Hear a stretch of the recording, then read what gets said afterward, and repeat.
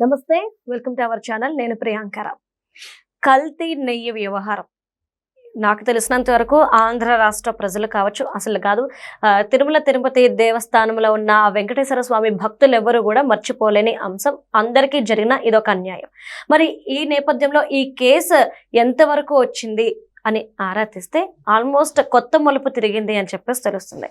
ఎందుకంటే ఈవో ఏదైతే స్టేట్మెంట్ ఇచ్చారో, మరి ఆ స్టేట్మెంట్ ఈ వ్యవహారంలో ఒక మలుపు లాంటిది అని చెప్పేసి చాలా మంది అంటున్న మాట. అసలు ఈవో ఏం చెప్పారు విచారణలో అనేది తెలుసుకుందాం. మనతో మాట్లాడడానికి సీనియర్ జర్నలిస్ట్ సిఎస్ రావు గారు ఉన్నారు. ఆయన అడిగి తెలుసుకుందాం. నమస్కారం సార్. సార్, కల్తీ నెయ్యి వ్యవహారానికి సంబంధించి విచారణలో భాగంగా ఈవో ఒక స్టేట్మెంట్ ఇచ్చినట్లు తెలుస్తుంది. ఈ స్టేట్మెంట్ ఏదైతే ఉందో ఇప్పుడు ఒక కీలకమైన మలుపు తిరిగింది ఈ కేసు అని చెప్పేసి అంటున్నారు. అసలు ఈ ఈవో ఏం స్టేట్మెంట్ ఇచ్చారు? సిబిఐ ఏర్పాటు చేసినటువంటి సిట్ సుప్రీంకోర్టు ఆదేశాల మేరకు సిట్ విచారణ సాగిస్తుంది. అవును. ఆ విచారణలో భాగంగా అనేక మందిని వాళ్ళు నోటీసులు జారీ చేసి విచారణకు రమ్మంటే వస్తూ ఉన్నారు, విచారణలో పాల్గొంటున్నారు. ఇప్పుడు ఈవో తిరుమల తిరుపతి దేవస్థానానికి సంబంధించిన ఈవో అనిల్ కుమార్ సింఘాల్ గారు ప్రస్తుతం ఉన్నటువంటి ఈవోనే అప్పుడు కూడా ఈవోగా ఉన్నారు. ఆయన సిట్ ఎదుట హాజరయ్యారు, సిబిఐ ఎదుట హాజరయ్యి ఆయన ఒక రిపోర్ట్ ఇచ్చారు. ఇవాళ పేపర్లో వచ్చినటువంటి దాని ప్రకారం నాకు ఏమీ తెలియదు, అక్కడ ఉండేటువంటి ఏఆర్ డైరీ నుంచి కానీ లేదంటే ఇతర డైరీల నుంచి కానీ ఎక్కడి నుంచి తీసుకొచ్చారు, ఎందుకు తీసుకొచ్చారు ఇవన్నీ తెలియదు.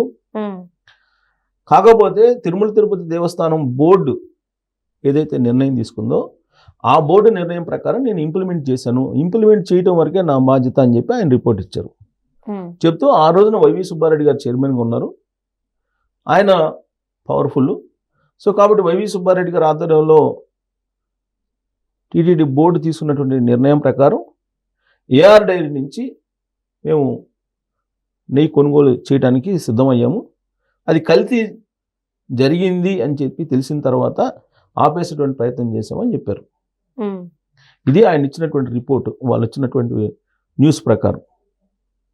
మరి ఈవో ఆ విధంగా చెప్తే సిబిఐ వాళ్ళు జనరల్గా ఐఏఎస్ ఆయన చెప్పింది రాసుకొని ఉంటారు. కానీ ఈవో బాధ్యుడు కదా. ఒకవేళ తిరుమల తిరుపతి దేవస్థానం బోర్డు తీర్మానం చేసినప్పటికీ ఆ తీర్మానం కరెక్ట్గా ఉందా లేదా, నామ్స్ ప్రకారం చట్ట ప్రకారం ఉందా లేదా, ఆ నామ్స్ అతిక్రమించి ఈ తీర్మానం చేశారా లేదని పరిశీలించాల్సిన బాధ్యత ఆయన మీద ఉంది. బోర్డు తీర్మానం చేసింది కదా అని చెప్పేసి ఇష్టానుసారం ఈఓలు ఐఏఎస్లు ఎగ్జిక్యూటివ్ సిస్టమ్ అనేది ఇంప్లిమెంట్ చేస్తామంటే కుదరదు. ఎగ్జిక్యూటివ్ సిస్టమ్ ఒక ఫైల్ తయారు చేసేటప్పుడు చట్టం ప్రకారం రాజ్యాంగం ప్రకారం ఉందా లేదా చూసుకొని ఫైల్ తయారు చేయాలి. అది వాళ్ళ బాధ్యత. ఇప్పుడు మనకి సమాజాన్ని రాజ్యాంగం ప్రకారం 4 పిల్లర్స్గా ఉంది: legislation, executive system, judiciary and media. నాలుగో వేలు మీడియా అనేది. దానికి ఏమి రక్షణ అనేది ఏదో కొంత ఉంది, కానీ పూర్తిస్థాయిలో మీడియాకి అయితే లేదు. కానీ మిగతా 3 వ్యవస్థలు అయితే ఉన్నాయి కదా, ఈ మిగతా 3 వ్యవస్థలు ఎవరికి వాళ్ళే మా వ్యవస్థ గొప్పది అనేటువంటి పరిస్థితుల్లో ఉంది ఇవాళ. జ్యుడిషియరీ మేమే గొప్ప అంటుంది, లెజిస్లేషన్ మేమే గొప్ప అంటుంది, ఎగ్జిక్యూటివ్ సిస్టము మేమే మొత్తం అనే యాంగిల్లో వాళ్ళ భావన ఉంటుంది.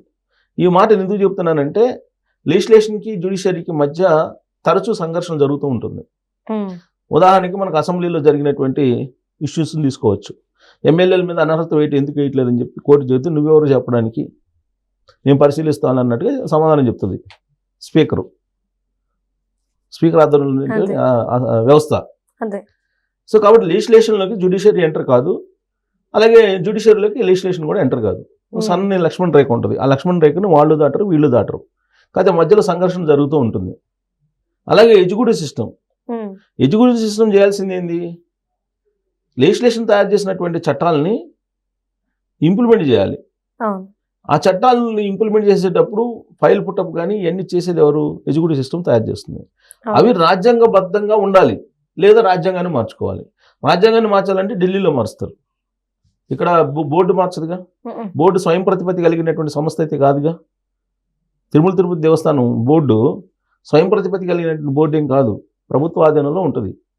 కొన్ని మార్గదర్శకాలు ఉంటే ఆ మార్గదర్శకాలకు అనుగుణంగా నడుచుకోవాలి.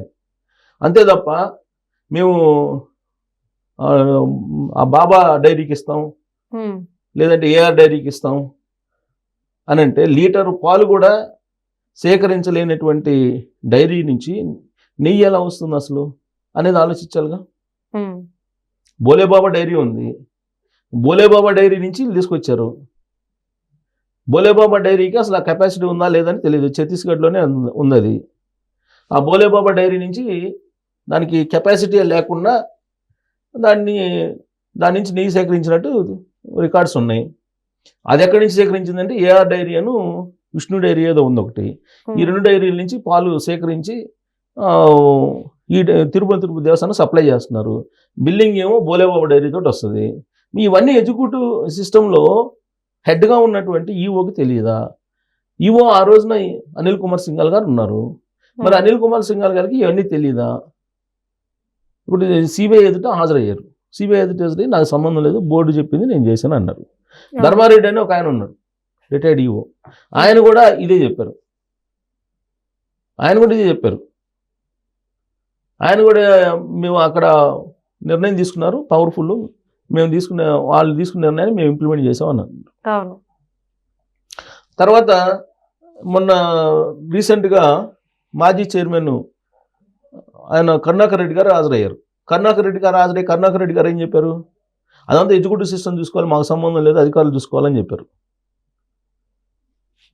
సో వైవి సుబ్బారెడ్డి గారు వచ్చారు, వైవి సుబ్బారెడ్డి గారు కూడా హాజరయ్యారు. వైవి సుబ్బారెడ్డి గారు ఏం చెప్పారు?